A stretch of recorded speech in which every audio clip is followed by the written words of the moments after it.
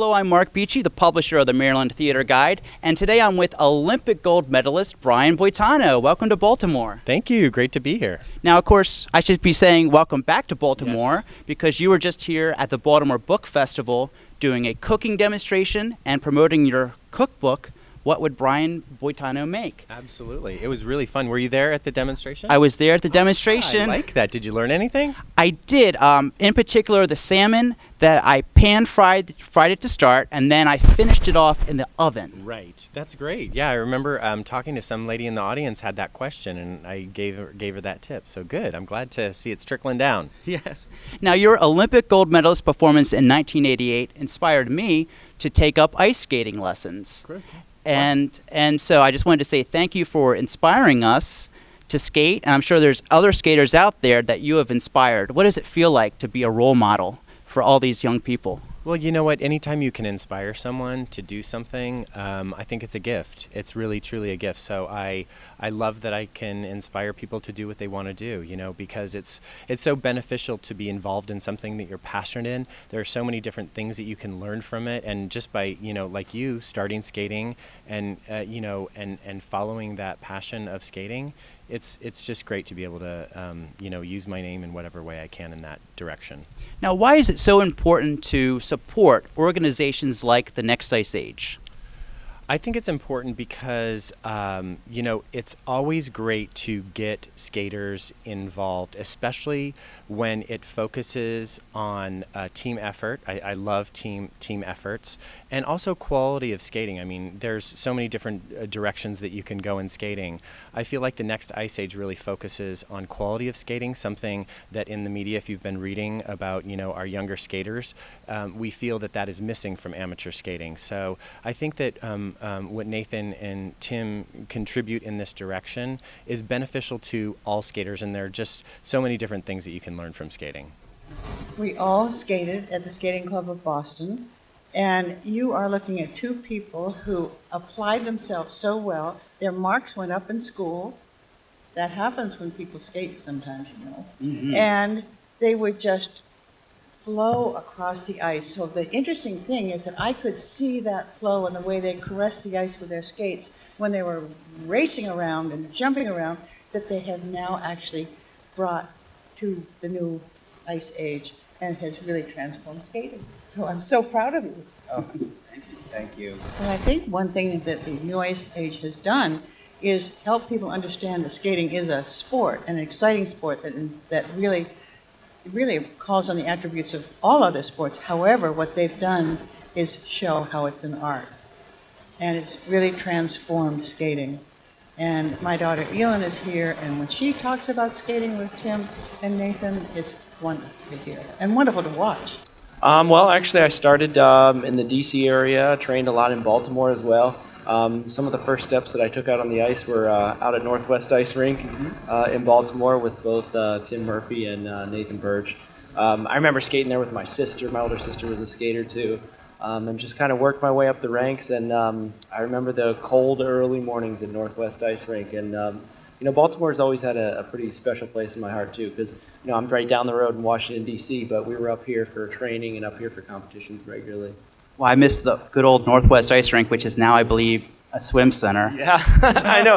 I drove by there not long ago because I have two kids now, a boy and a girl, and I was driving by because my son had a hockey game down at Mount Pleasant Ice Rink, which is not far down the street from there. And I go, I got to go check out Northwest Ice Rink, the rink that I grew up in. I drove by, and sure enough, I'm like, it's gone. It's not there anymore. So I was like crying. Yep. Well, tonight we're here to celebrate 25 years of the Next Ice Age. Why is it so important to support organizations such as this? Well, I think you know, it all starts at the beginning. It starts at the grassroots where the kids first start skating. And both Nathan and Tim started my skating when I was younger. And I remember Tim working with me when I was probably 9 or 10 years old. And he told me, I was all excited. I'd not been hitting my jumps in practice. And he came up to me, and I was excited because I skated a good program. And I came over to him, and I go, Tim, I skated a perfect program. And he goes, wait, did you skate a perfect program? I go, yeah, it was perfect. Like I landed all my jumps. And he goes, no, you skated a clean program, not a perfect program. That's always stuck with me. And it's like, that's what he always instilled in me was like, you can always be better. And so it's like you feel good about a performance and you take that, but you could always be better. And that's what the Next Ice Age is all about. It's about every little detail of figure skating, that the nuances that really make it a performance as opposed to just a jump drill from end to end. Hello, I am here with legendary skater JoJo Starbuck. Welcome to Baltimore. Thank you so much. I love being here, and I'm so happy to meet you. I'm a big theater fan. Oh, yes. Well, you were on the Broadway stage in an ice show, isn't that correct, with John Curry? That's right. We played the Minskoff Theater a long, long time ago. It was like a dream come true. Yeah, John Curry just was an amazing skater. It was almost ballet on ice, I could call it. He was that graceful. That's right. And he brought some of the great choreographers from the dance world who were actually up and coming and just hitting it at that time.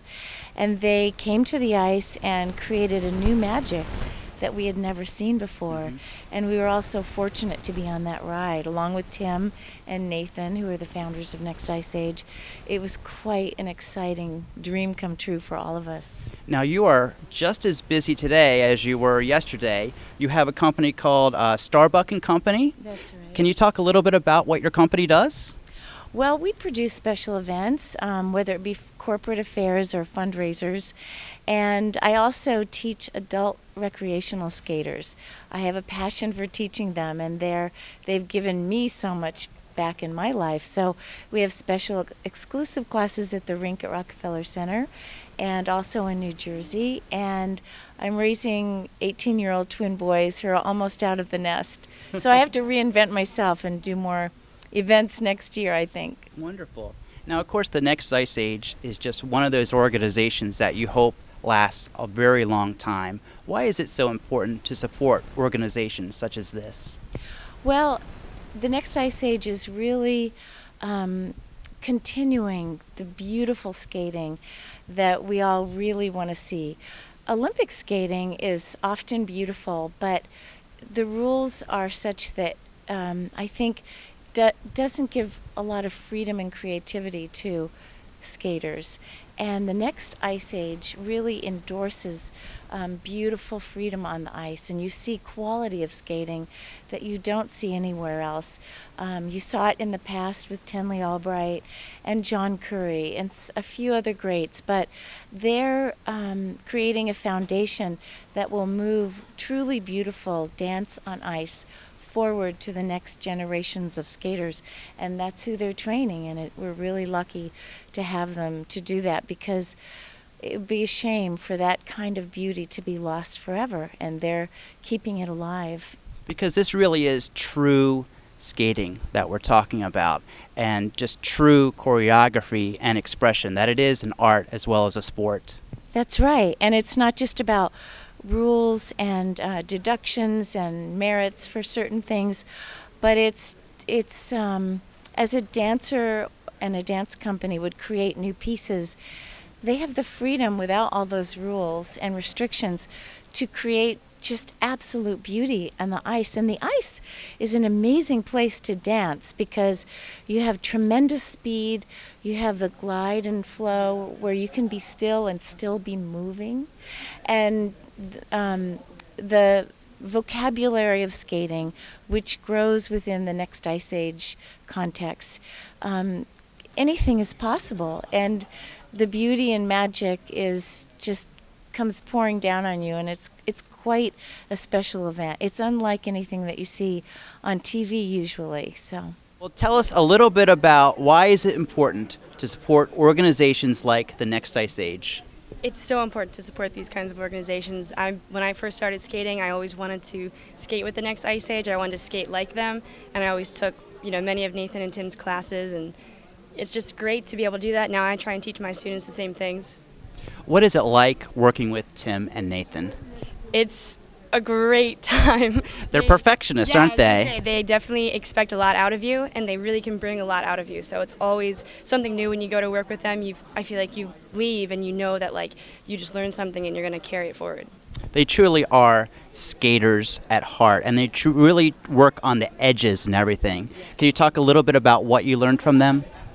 Like you just said, all of the edges, I think, that's always something that's so important, and it's what makes skating skating, and they really focus on it. And a lot of times, you look at the jumps, and that's really all you kind of like can see. But Nathan and Tim make sure that you're doing the proper edges, you're holding everything. They try to get you to breathe while you're skating, which is so important.